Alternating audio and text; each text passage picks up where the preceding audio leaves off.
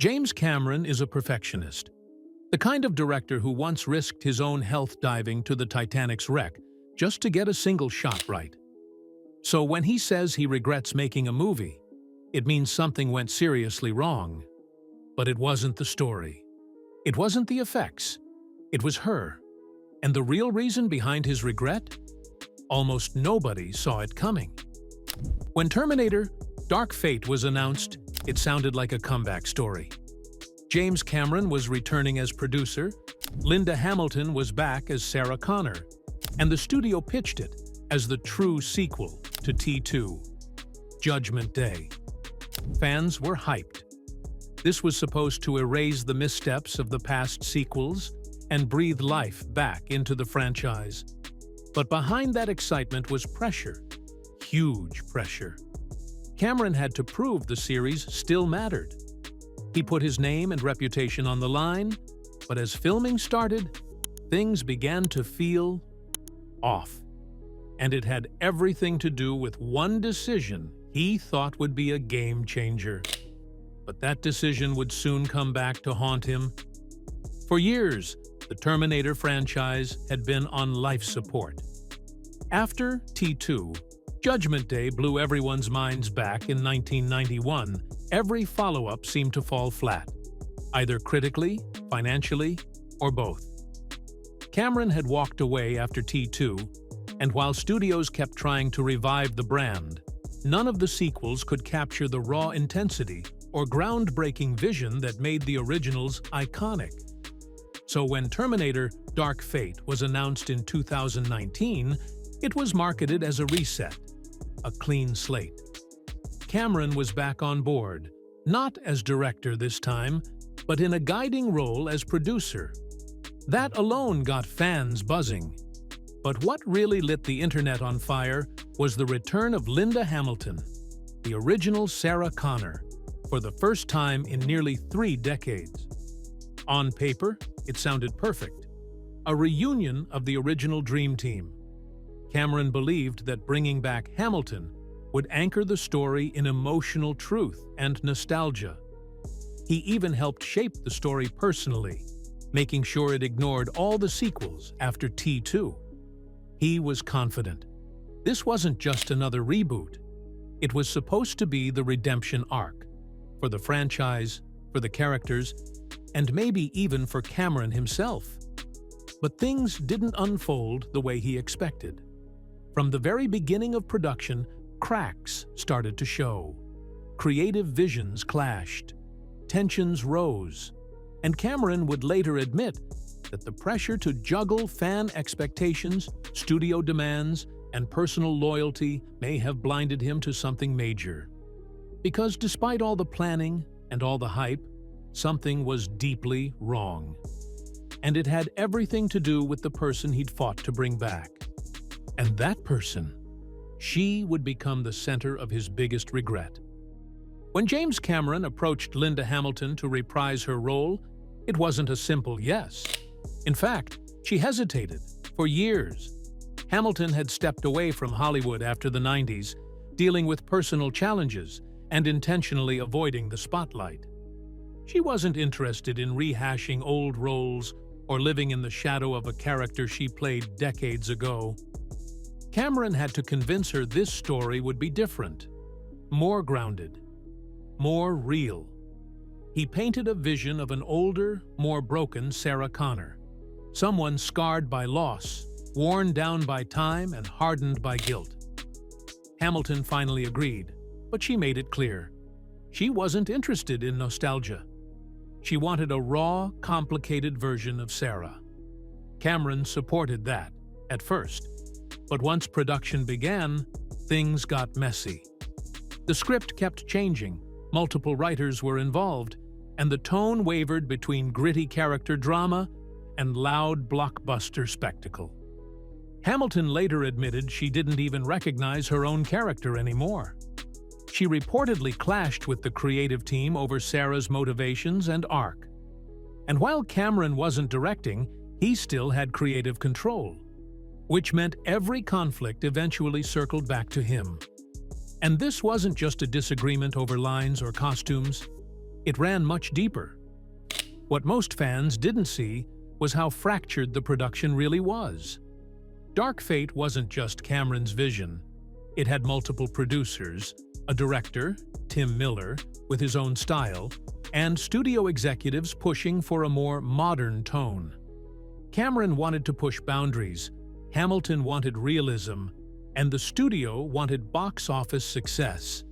These three goals rarely lined up. According to insiders, Cameron and Miller disagreed on major creative choices, including the film's pacing, tone, and even the ending. Hamilton, caught in the middle, reportedly sided with neither.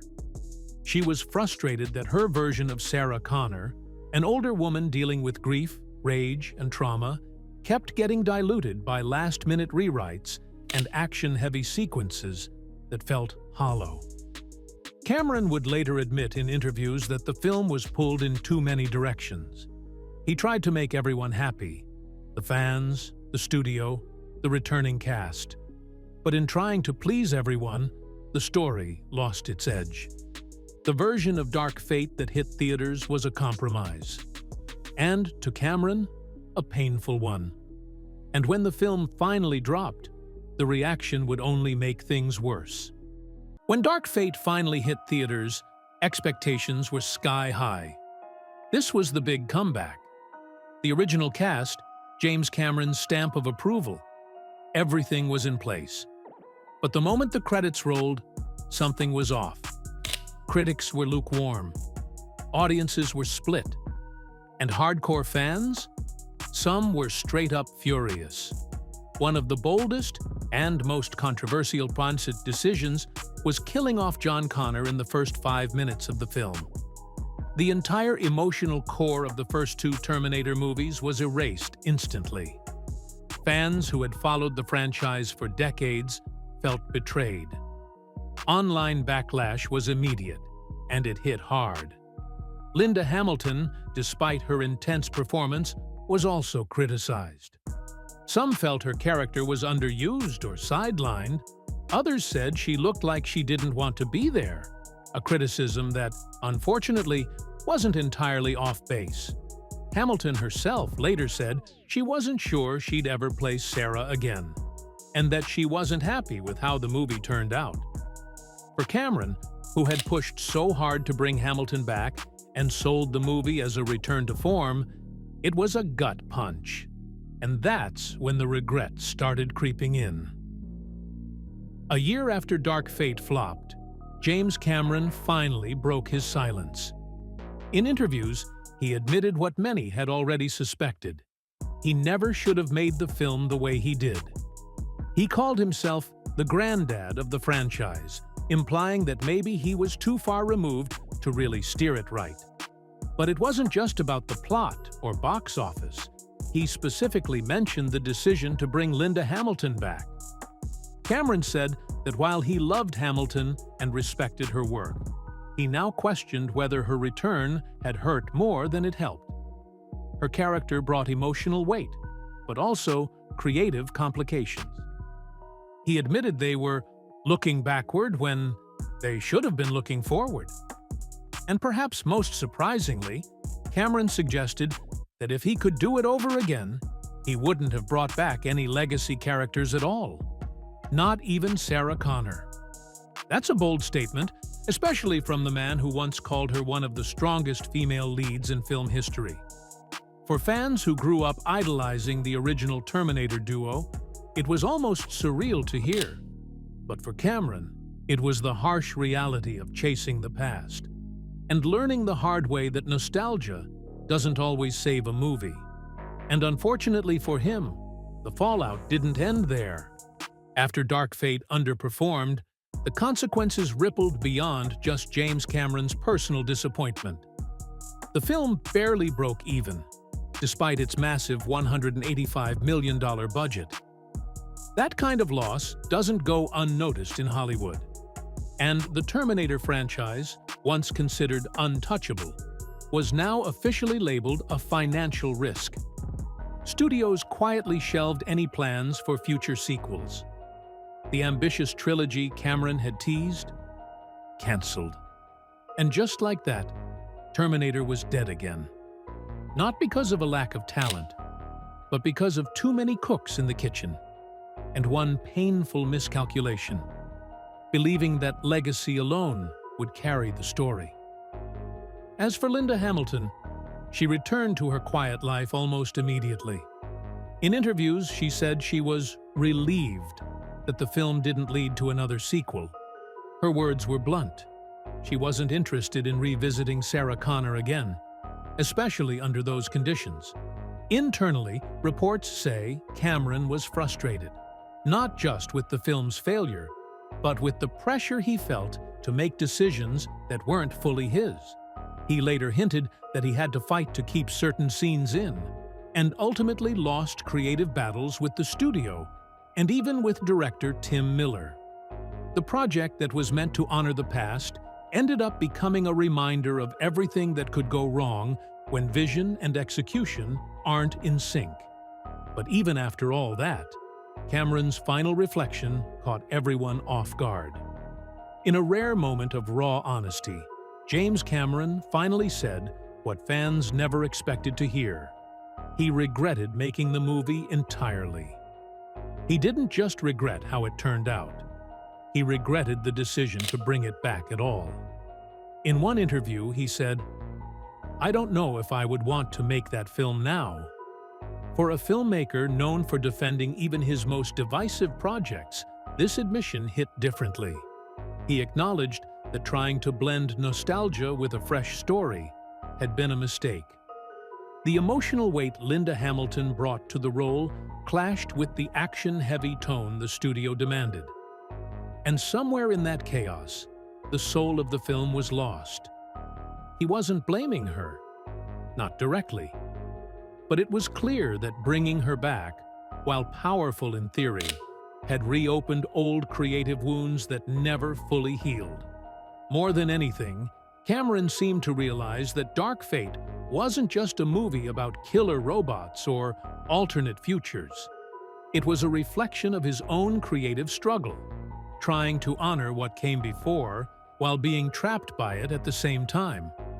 And that's the real twist, because the regret wasn't just about her, it was about what she represented.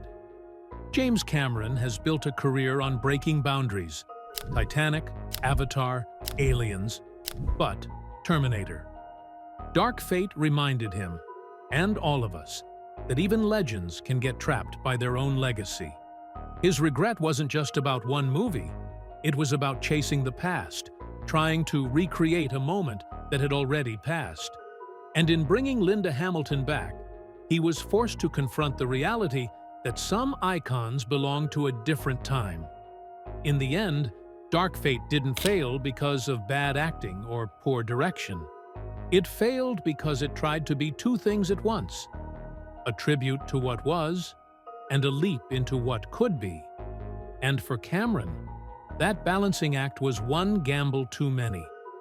He may never revisit the Terminator universe again, but the regret he's admitted to, and the lessons he's shared since, offer a rare glimpse into the mind of a filmmaker who's not afraid to own his mistakes, even when the whole world is watching. Because sometimes, the most powerful thing a director can say is, "I shouldn't have made it."